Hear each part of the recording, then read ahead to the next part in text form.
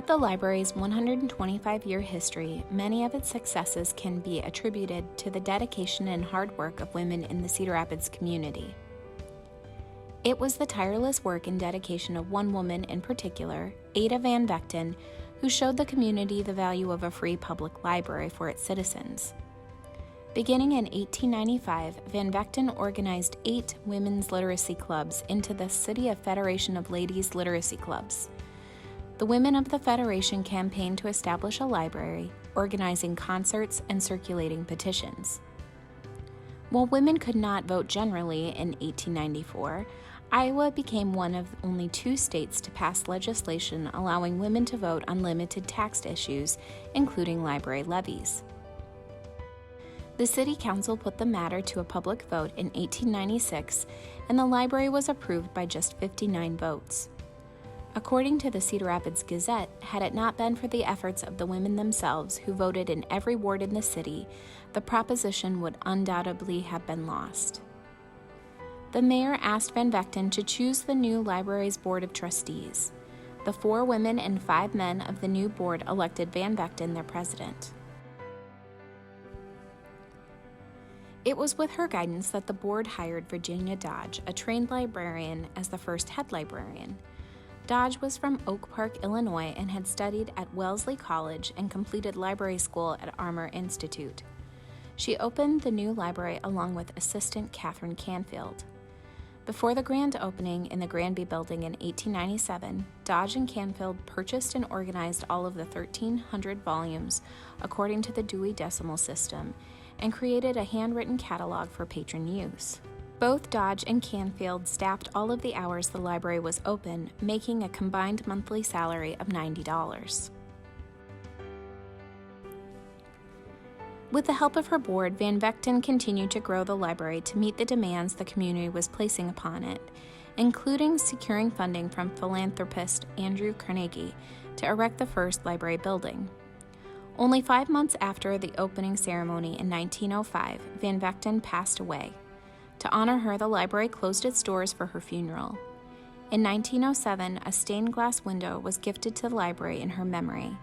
It has hung in all 3 library buildings.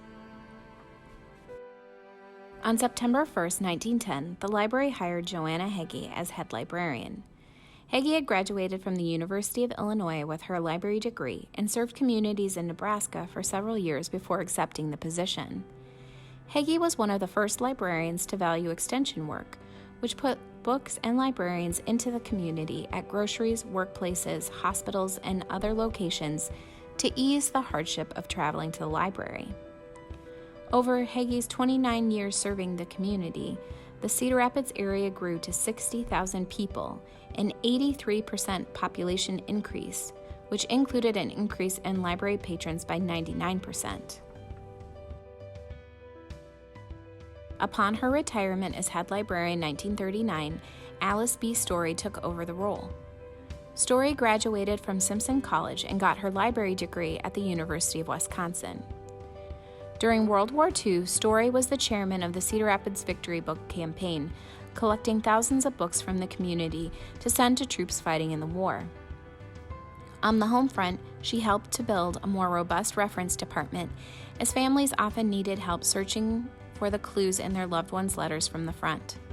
She believed that no question should be left unanswered, seeing none as too trivial and all as foundational to the work done at the library.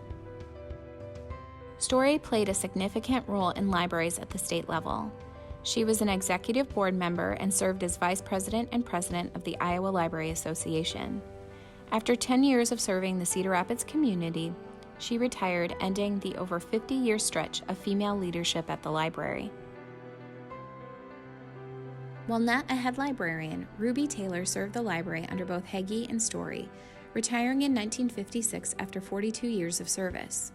Taylor graduated from Coe College, where she worked at the college library before taking a job mending books at the public library in 1914. Throughout her career, Taylor spent a lot of time doing extension work, as she was put in charge of that department for many years. She was first assigned to the Kenwood station before it became a branch, but did her fair share of work at the branch libraries as well. By the time she retired, she had had a hand in nearly every aspect of the day-to-day operations of the library, whether it was overseeing the library's financial and permanent records, answering reference questions, or managing extension services. Thelma Grover began working for the Cedar Rapids Public Library in 1951, heading up both the reference and circulation departments. In 4 short years, Grover was named assistant director, a position she would hold for nearly all of her 25 years of service at the library. While acting director in the 1960s, a parent requested a book be banned from the library. Grover held her ground and the book stayed within the collection. Grover was also instrumental in forming the Friends of the Library in 1971, which has played and continues to play a vital role in the growth of the library.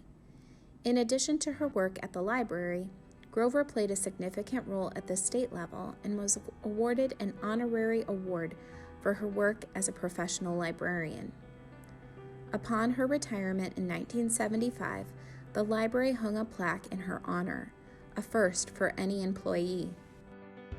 Nancy Green McHugh. She started working at the library part-time in 1957 as a publications consultant until 1967.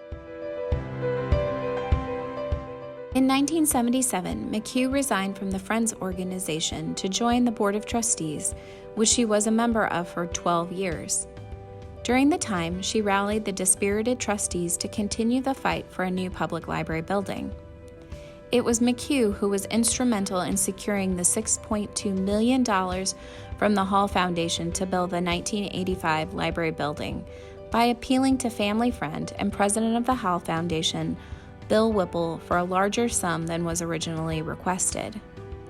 Additionally, Nancy was appointed the chairwoman of the Library Building Committee, making sure the new 1985 library would be both beautiful and functional. Like Van Vechten, McHugh helped the community see the important service the library provided to the community and how it was hampered by a building that was too small and could not accommodate all users. It is because of these women and many others who are unnamed that today's library can continue to meet the needs of the Cedar Rapids community, helping it learn, enjoy, and thrive.